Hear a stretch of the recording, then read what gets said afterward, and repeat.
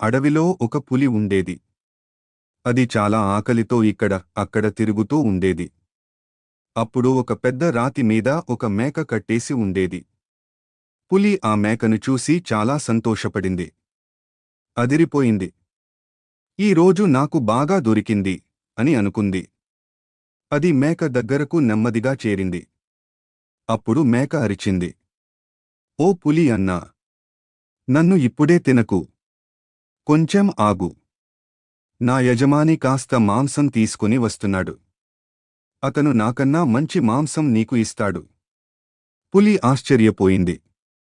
మేక కంటే మంచి మాంసమా? నిజమేనా? అని అడిగింది. మేక నవ్వుతూ చెప్పింది. అవును. కాస్త ఆగు. అతను ఎప్పుడూ పులికి మాంసం పెడతాడు. నువ్వు ఓపికగా కూర్చో. పులి అది నిజమని నమ్మేసింది. అది పక్కనే కూర్చుని ఆ మాంసం కోసం ఎదురుచూసింది. అయితే ఏ యజమాని రాలేదు. అంతలో మేక గట్టిగా అరిచింది. ఏ పులి! నన్ను నమ్మితే ఇదే ఫలితం. హాహాహా అని చెప్పి ఒకే దుముకుతో రాయి మీద నుంచి దూకి పారిపోయింది. పులి కోపంతో ఘోరంగా అరిచింది. కాని అంతవరకు మేక చాలా దూరం పరుగెత్తేసింది.